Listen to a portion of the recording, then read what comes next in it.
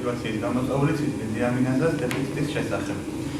ესე იგი, დღეს გავიხილავთ კლინიკურ შემთხვევას, სამი წლის დეიზი მილერის შემთხვევას, მე უშუალოდ გავიხილავთ აიდის ფუნქციას, მის დანიშნულებას და ბიოქიმიის დანიშნულებას, რა მოაწერებას ხდება ბიოქიმიურ მექანიზმში, ანუ აიდის დეფიციტს, მის დამახასიათებელ ნიშნებს და დიაგნოზირებას.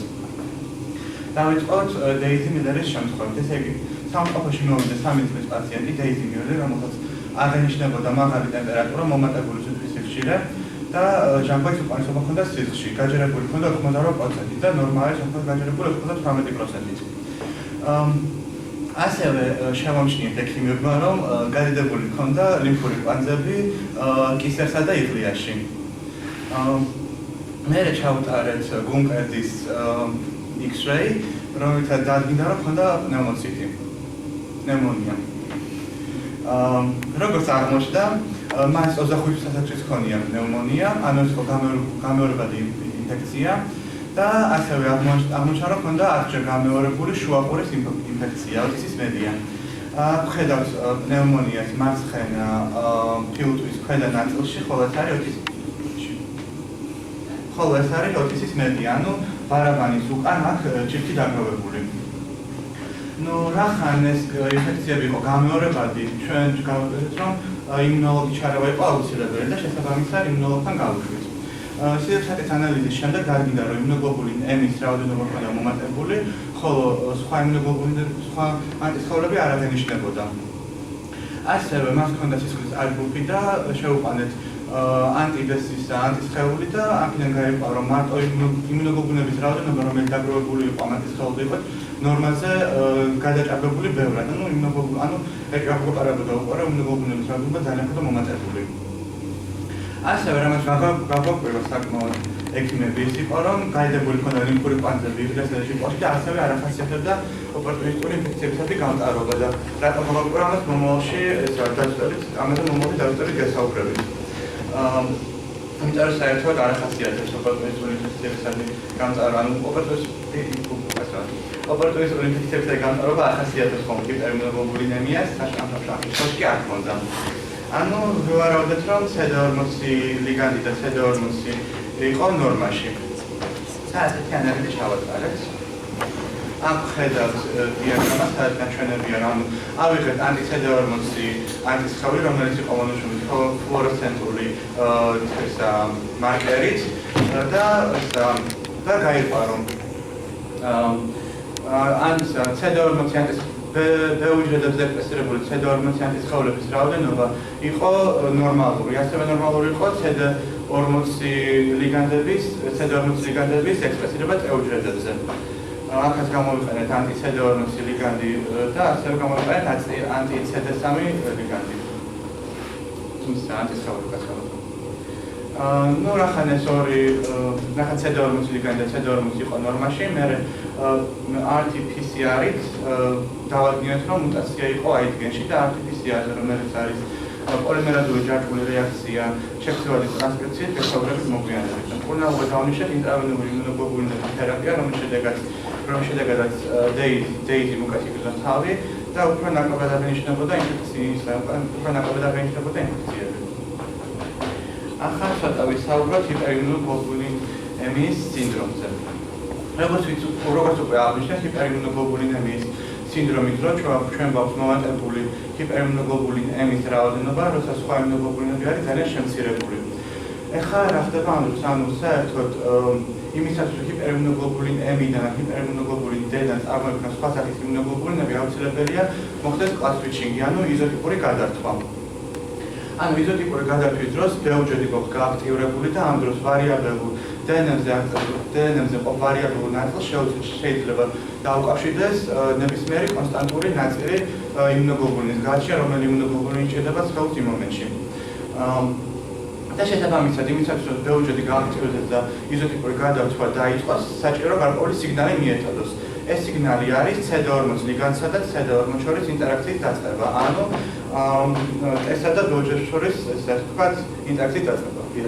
და ყველაზე ხშირი შემთხვევა ჰიპერიმუნოგლობულინემიის სინდრომის არის CD40-ის ნაკლებობა, CD40-ის დეფიციტი, რომელიც არის X-ხომოსომასთან შეჭიდული და ამიტომაც შეგვიძლია მამაკაცებში. ასევე ხდება ქალებში, ამიტომაც არსებობს აუტოსომური რეცესიული სახე ამ დეფიციტის, აქ ვხედავთ, ანუ C2-ის ნაკლებობა უკვე არის აუტოსომური რეცესიული, რაც საინტერესო არის, რომ კლინიკური გამოვლენა C2-ციელისა და C2-ცი დეფიციტის აქვს მსგავსი. და ასევე ორივე სახასიათებს, როგორც პიროგენური, ისე ოპორტუნისტული პათოგენების მიმართ გამტარობა და ამაზე ვისაუბრებთ მოგვიანებით უფრო დეტალურად. ახლა კი გადავიდეთ უშუალოდ ID დეფიციტის გამოწვეულ ზოგადად ID-ზე გადავიდეთ, ეს ანუ აქტივაციით ინდუცირებულ დიამინაზაზე. ესე იგი, ესეთი მეცნიერება ჩაატარეს ესეთი გამოკვლევა, რომ როდესაც ბეოჯეტი გააქტიურეს და იზოტიპური გადართვა დაიწყო, იზოტიპური გადართვის პროცესში დააკვირდნენ ბეოჯეტში მიმდინარე პროცესებს და აღმოაჩინეს, რომ ID-ის ენზიმი, ანუ აქტივაციით ინდუცირებული დიამინაზა იყო, მისი რაოდენობა იყო მომატებული და იყო გააქტიურებული. შესაბამისად ივარაუდეთ, რომ იზოტიპურ გადართვაში მას უნდა ჰქონდა ძალიან დიდი მნიშვნელობა, დიდი ფუნქცია. და ამიტომაც მიმართეს knocking out-ის მეთოდს. knocking out-ის მეთოდი მოგახსენებათ არის knocking out მეთოდს შეეხება იმისათვის, რომ დაადგინონ გარკვეული გენის ფუნქცია ამ გენის ორგანიზმიდან, ამ დნმ-დან ამოგდებით, რომ ნახონ თუ როგორ გამოვლინდება კლინიკურად ამ გენის არ ყოფნა ფუნქციას და როგორ მოხდეს გავლენას. და აიღეს თავი, ერთი თავი, ამოუგდეს ID-ის მასინთეზირებელი გენი და შეამჩნიეს, რომ მომატებული ჰქონდა იმუნოგლობულინ M-ის რაოდენობა და სხვა იმუნოგლობულინები არ აღენიშნებოდა, ანუ ჰქონდა იმუნოგლობულინ M-ის სინდრომი და აქედან გამომდინარე დააკვირდეს, რომ აქტივაციით ინდუცირებულ დიამინაზზე ძალიან დიდი მნიშვნელობა უნდა ჰქონოდა კლასაშორის გადართვაში. ახლა ზოგადად ვიტყვით ID-ის შესახებ, მისი დეფიციტი გამოწვეულია აუტოსომური რეცესიული დაავადებისაგან. ბეოჯეტებში მიმდინარე ბიოქიმიურ მექანიზმში იღებს მონაწილეობას ასევე ჰიპერმუტაციასა და იზოტიპურ გადართვაში და მოთავსებულია მე-12 ქრომოსომის მოკლე მხარეზე. და შეიძლება ყურადღება მიაქციათ იმას, რომ კლინიკურად ID დეფიციტით გამოწვეული დაავადება კლინიკურად ძალიან გავს UNG-ს, ანუ ურაცილ დნმ გლიკოზილაზას დეფიციტით გამოწვეულ დაავადებას, ამაზე მე ვისაუბრებ. ახლა ზოგადად ვისაუბრებთ იზოტიპურ გადართვის საჭირო ბიოქიმიურ პროცესზე, რისთვის არის საჭირო ზოგადად ID. მოკლედ, როდესაც ბეოჯეტი გააქტიურდება CD40 ლიგანდით ან ინტერლეიკინ 4-ით, ამ ინტერლეიკინ 4-თან შეიძლება ჩვენ იზოტიპური პროცესი დაგვეწყოს. როდესაც გააქტიურდება, როდესაც მოხდება ინტერაქცია CD40 ლიგანდსა და CD40 შორის, მაშინ ბეოჯეტში დაიწყება ID-ცილის ტრანსკრიფცია ტრანსლაციის პროცესი. ასევე DNM-ში გადართვის ადგილას, აი აქ ხედავთ. ეს არის გადართვის ადგილი, რომელიც მოშორებაც გვინდა იმისათვის, რომ VDJ-ს დაუკავშირდეს კონსტანტური ნაწილი, შესასვლელი კონსტანტური ნაწილი და როდესაც ეს სიგნალი მიეწოდება და დაიწყება ID-ის ტრანსკრიფციის პროცესი, მაშინ ამ რეგიონში დაიწყება ციტიდინის გააქტიურებული ტრანსკრიფცია. და რის შედეგადაც ორი ჯაჭვი მოშორდება ერთმანეთს, როგორც აღხედავთ. მერე ამ რეგიონს დაუკავშირდება ID ენზიმი, ანუ აქ ხშირად რო აღხსენო ID არის აქტივირებული დიამინაზა და შედავდაება ID-ს. ID ენზიმი დაუკავშირდება ციტიდში ციტოზინის დიამინირებას მოახდენს და ურაცილად გადაიყვანს, ხოლო მერე გვექნება უკვე ურიდინი, როგორც ვიცით, ძალიან უშუალოა რო იყოს DNM-ში, ამიტომ ურიდინს აღმოაჩენს UNG, ანუ ურაცილ DNM გლიკოზილაზა, რომელიც ურიდინიდან ურაცილის ფუძეებს ამოაგდებს და უფუძო ადგილებს დატოვებს. ესე იგი, როცა ეს უფუძო ადგილები დარჩება, აი აქ ხედავთ, აქ სათხად არ არის აქტუალში უფუძო ადგილები, მაგრამ მოკლედ ურაცილის ამოგდების შედეგად დარჩება უფუძო ადგილი DNM-ში, რომელსაც DNM ენდონუკლეაზა აღმოაჩენს და ამოჭრის და DNM ენდონუკლეაზა როცა ამოჭრის ამ უფუძო ადგილებს წარმოქმნის single strand breaks, ანუ ცალ ჯაჭვს წარმოქმნის გარღვევას, მაგრამ არა ორივე ჯაჭვს. ჩვენი სასურველია, რომ იმისათვის, რომ ეს ნაწილი მოვაშორო და კონსტანტური ნაწილი დაუკავშირდეს VDJ-ს, საჭიროა, რომ double strand break იქონდეს, ანუ ორმაგი ჯაჭვის break იქონდეს. ესე იგი, როდესაც ცალმხრივი ცალი ჯაჭვის გარღვევები წარმოიქმნება ორივე მხარეს, იმ შემთხვევაში თუ მოპირდაპირე ჯაჭვებზე ყოფი გარღვევები ერთმანეთთან არის ძალიან ახლოს, ორმაგი ჯაჭვის გარღვევა მოხდება ავტომატურად თავისით, არ დაჭირდება არავითარი სხვა ძალა. გამხმარე არ დაჭირდება. მაგრამ არის შემთხვევები, როდესაც ეს გარღვევები ერთმანეთთან ახლოს არ არის და უფრო მეტიც არის შემთხვევები, როდესაც მის მაჩინგი მაინც რჩება. ანუ ურაცილ გუანინის აქ უნდა იყოს ამერიკად გუანინი, სურათში არ არის, მაგრამ აქ უნდა იყოს გუანინი და ხშირად ივენჯი არ არის ურაცილს. ყველა ურაცილ და რჩება ეს მის მაჩინგი და ამ დროს ერთვება MMR კომპლექსი. MMR კომპლექსი არის mismatching referring complex, რომელიც შედგება სამი ცილისაგან, მას აქვს უნარი რომ აღმოაჩინოს ეს mismatching-ი და ეგზონუკლეაზა ერთის საშუალებით წარმოქმნის double strand breaks, ანუ ორმაგი ჯაჭვის გარღვევას წარმოქმნის. ეს როგორც ამბობთ, ორმაგი ჯაჭვის გარღვევა. აი აქ ხედავთ, არც ეს არ არის სურათი, ბოდიშოთი ამბობს ვერ. აგერ ხედავთ, ანუ მოპირდაპირე ჯაჭვებს შორის ყველაზე დაშორებულ მოპირდაპირე ჯაჭვებს ყველაზე დაშორებულ ადგილებს შორის ამოჭრის DNS-ს, რითაც წარმოქმნის ორმაგი ჯაჭვის გარღვევას და ამის შედეგად VDDA დაუკავშირდება კონცენტრულ რეგიონს და ასე დასრულდება იზოტიპური გადახრვა. საინტერესო ასევე ის, რომ ID ასევე საჭიროა სომატური ჰიპერმუტაციისთვის. ახლა რა არის სომატური ჰიპერმუტაცია? ჩვენ ამ ხედავთ ჩანასახოვან ცენტრს, რომელიც არის ლიმფურ კვანძებში, ეს არის dark zone, ეს არის light zone. რა საჭიროა ჰიპერმუტაცია და რა გუმბათი ჰიპერმუტაცია. როდესაც ბეტა ცელულთა შორის მოხდება კავშირი და ბევრჯერდი გადავა light zone-ში, მის DNS-ში ID დახმარებით ხდება წერტილოვანი მუტაცია, რომლის დროსაც ხდება წერტილოვანი მუტაცია DNS-ის იმ რეგიონში, რომელიც ასინთეზირებს იმუნოგლობულინების მძიმე და მსუბუქი ჯაჭვების ვარიაბელურ ნაწილს. და ამ ჰიპერმუტაციის მიზანი არის ის, რომ წარმოქმნას კონკრეტული ანტიგენისთვის მაღალი აფინურობის მქონე იმუნოგლობულინი. და როდესაც და შეიძლება წავხოს მაღალი აფინურობის და დაბალი აფინურობის ამ მუტაცია შეიძლება ორი წელი წავიდეს. და როდესაც ეს მუტაცია მოხდება, გადავა ბევრჯერდები light zone-ში, თუ აქნებ სად დახვდება დენდრიტული უჯრედები და T უჯრედები, რომლებიც წარადგენენ ანტიგენს ბევრჯერდებისთვის და ის იმუნოგლობულინები, რომელსაც B უჯრედზე ექსპრესირებული ის იმუნოგლობულინები, რომელსაც გაუმჯობესებული აქვს აფინურობა ამ ანტიგენის მიმართ, რომელსაც წარადგენენ ან დენდრიტული უჯრედები ან T უჯრედები, მიიღებენ მასტიმულირებელ სიგნალს, რომლის შედეგადაც ისინი გადარჩებიან. ხოლო თუ დაბალი აფინურობა ექნება, ისინი შესაბამისად ვერ მიიღებენ ამ მასტიმულირებელ სიგნალს და აპოპტოზით მოკვდებიან. ხოლო შემდეგ უშუალოდ ამას ამ პროცესს ეწოდება affinity maturation. და affinity maturation-ის შემდეგ უშუალოდ ხდება fast switching-ი. და მერე დიფერენციაცია პლატონშება და მემორის შედეგად. ну ამაშიც იღებს ID მოაწილებას, იმიტომ რომ ID რო არ ქონდეს ჰიპერმუტაცია არ წავა, შესაბამისად დაბალი აფინურის იმუნოგლობულინები გვექნება და ახლა გადავიდეთ უშუალოდ დაავადებაზე. დამახასიათებელი ნიშნები რა არის ID-ის ნაკლებობის. არის ერთ-ერთი მნიშვნელოვანი არის ლიმფადენოპათია და ლიმფადენოპათია იმიტომ არის დამახასიათებელი. ლიმფადენოპათია იმიტომ არის დამახასიათებელი ID-ის დეფიციტის მქონე ან ხალხისთვის, რომ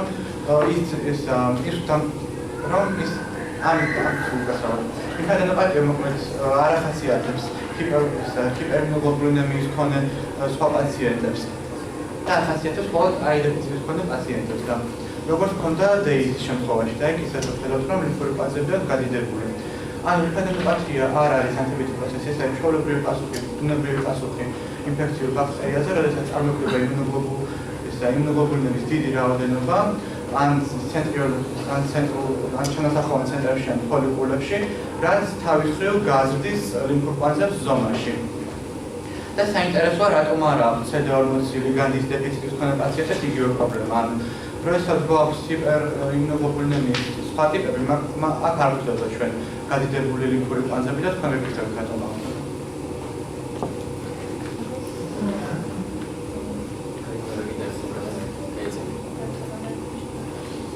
ლიმფადენოპათია არის ლიმფური კვანძების გადიდება, იმიტომ რომ იმუნოგლობულინების რაოდენობა ჩანასახოვან ცენტრებსა და ფოლიკულებში არის დაგროვებული. და ეს არ აღენიშნება CD40 ლიგანდის დეფიციტის მქონე პაციენტებს. ანუ ჩვეულებრივად აქვს ლიმფური კვანძები.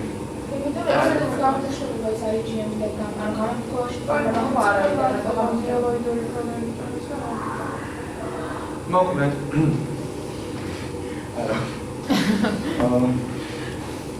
მოკლედ იმისათვის რომ წარმოიქმნას იმისათვის რომ ზონაში გაიზარდოს ჩანასახოვანი ცენტრები საჭიროა იმუნოგლობულინები წარმოიქმნას ხო? დიახ. იმუნოგლობულინები რო წარმოიქმნას ანუ როგორც იმუნოგლობულინის წარმოქმნის საჭიროა CD40 ლიგანდსა და CD40 შორის ინტერაქცია. ანუ თუ არ გვექნება CD40 ლიგანდი, შესაბამისად ამ CD40 ლიგანდი საჭიროა იმისათვის რომ ჩანასახოვანი ცენტრები წარმოიქმნას. და ID-ი არ არის საჭირო იმისათვის რომ ჩანასახოვანი ცენტრები წარმოიქმნას, იმიტომ რომ ID უშუალოდ ხდება ამ სიგნალინგის შემდეგ და ეს არის ბეუჯრედის შიგნიყოფი დეფექტი და არა ერთი საჭირო დეფექტი. ანუ როდესაც გვაქვს ID დეფიციტი, ამ შემთხვევაში სიგნალი მაინც მიეწოდება CD40 ლიგანდიდან და წარმოიქმნება ჩანასახოვანი ცენტრები. და როდესაც გვაქვს CD40 ლიგანდის დეფიციტი, მაშინ აღარ მიეწოდება სიგნალი და აღარ წარმოიქმნება ჩანასახოვანი ცენტრები, შესაბამისად აღარ იქნება გლუკოზები გაიდებული. გასაგებია? აგერ ხედავთ თუ როგორი აგერ გაიდებული არის მოლეკულები იმუნოგლობულინების შექმნა. დიდი რაოდენობის შექმნა. აი ესე იგი. მეორე დამახასიათებელი ნიშანი ID დეფიციტის არის პიოგენური ბაქტერიების მიმართ გამტარობა და გამეორებადი ინფექციები. საინტერესოა ის, რომ ჰიპერიმუნოგლობულინემიის სინდრომის სხვა სახეებისგან განსხვავებით ID დეფიციტის მქონე პაციენტებს არ ახასიათებთ ოპორტუნისტული ბაქტერიების მიმართ, ოპორტუნისტული ინფექციების მიმართ გამტარობა. და ახლა ვისაუბრებ რატო ხდება ასე. ესე იგი, როდესაც გვაქვს ჰიპერიმუნოგლობულინემიის სინდრომის სხვა სახე, ან მაგალითად CD40 ლიგანდის დეფიციტი, ამ დროს პრობლემა არის უშუალოდ T უჯრედში. და ეს არავითარ გავლენას არ ახდენს B უჯრედზე. ანუ ამ შემთხვევაში, გარდა იმისა, რომ გვაქვს ჰიპერიმუნოგლობულინემია, მოხდება კომბინირებული იმუნოდეფიციტი, იმიტომ რომ აი ეს CD40 არის აკსპესირებული როგორც B უჯრედებზე, ისე მაკროფაგებზე და დენდრიტულ უჯრედებზეც. და შესაბამისად რახან დენდრიტულ უჯრედებზე და მაკროფაგებზე არის აკსპესირებული, T-მას ვეღარ დაუკავშირდება, იმიტომ რომ CD40 ლიგანდის დეფიციტი გვაქვს. და რახან T ვეღარ დაუკავშირდება, ანუ რახან T ვეღარ დაუკავშირდება, ის ვეღარ მიათვის სიგნალს მაკროფაგებს, რომ თავს დაესხა გარკვეულ ბაქტერიას, ინტრაცელულურ ბაქტერიას, და დენდრიტულ უჯრედებზე დაუკავშირდება. დენდრიტულ უჯრედები შესაბამისად ვეღარ გამოყოფენ ინტერლეიკინ ფორმის, რომ წარმოქმნიან ეს T-helper-1 და შესაბამისად ძალიან კარგ გარემოს უქმნიან. ძალიან კარგ გარემოს უქმნიან იმისათვის, რომ ოპორტუნისტულმა უჯრედებმა დაისახურონ ორგანიზმში. და ეს არის როგორც უკვე აღნიშნე, როგორც კომბინირებული იმუნოდეფიციტი, ისე ჰიპერიმუნოგლობულინემიის პრობლემა და ამიტომ გვექნება გამტარობა როგორც პიოგენური ბაქტერიების მიმართ, ისე ოპორტუნისტული ბაქტერიების მიმართაც და როდესაც გვაქვს დეფიციტი, როდესაც გვაქვს მარტო ID ცილის დეფიციტი, ამ დროს პრობლემა არის B უჯრედში, ანუ მაკროფაგები დენდრიტული უჯრედები T უჯრედთან ჩვეულებრივ შედიან ინტერაქციაში, მაგრამ პრობლემა გვაქვს მარტო B უჯრედში, ანუ არ ხდება მარტო იმუნოგლობულინების წარმოქმნა. და შესაბამისად პიოგენური პრობლემები განვითარდება. პიოგენური ბაქტერიების პრობლემები განვითარდება. ეხლა ცოტა ვისაუბროთ თუ როგორ შეიძლება ID დეფიციტის დიაგნოზირება. როგორც ადრე ვახსენე, RT-PCR ან პოლიმერაზული ჯაჭვური რეაქცია შექმნილი ტრანსკრიფციით. ჩვენ ამ მეთოდს მივარდეთ იმისათვის, რომ დაგვედგინა იყო თუ არა მუტაცია DNN-ის თანმიმდევრობაში და როგორ გავაკეთეთ ახლა ეს.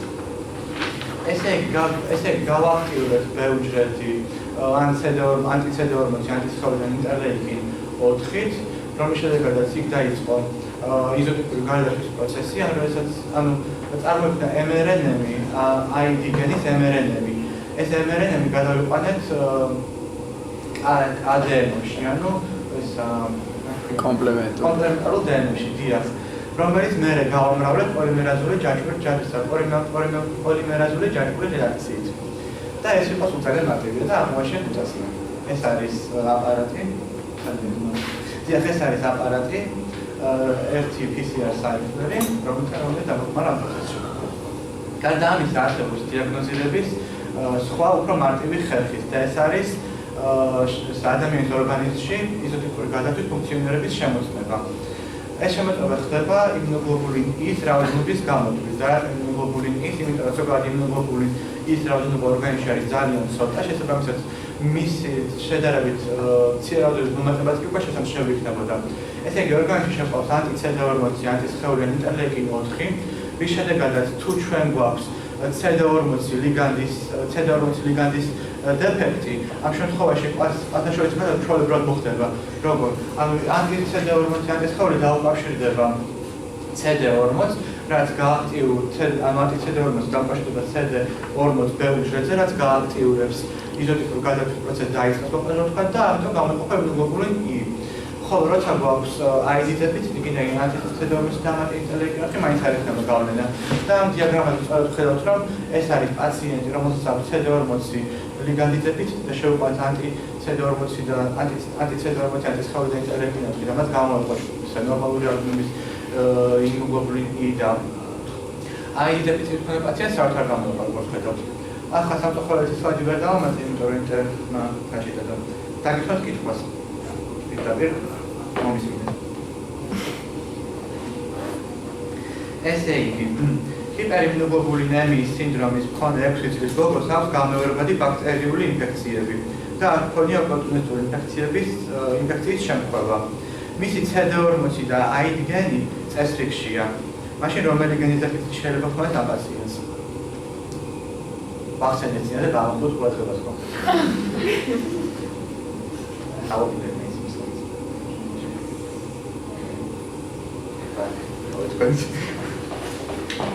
აი ეს ვასკეთო. შენებასუხ. მე ვასუხო.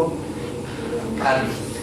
ესე იგი, დეფიციტი გვაქვს UNG-ის დიახ, გენში სწორია. იმიტომ რომ როგორც ვიცით, როგორც UNG-ის ID დებულობენ მონაწილეობას ბიოქიმიურ პროცესში, რომელიც მიმდინარეობს ბევრ დროში. შესაბამისად, ორივე დეფიციტი გამოიწვევდა იგივე ფენოტიპურ გამოვლენას. და ახლა ესა მადლობა ყურადღებისთვის და თუ რამე კითხვა გაქვთ, დამისვით.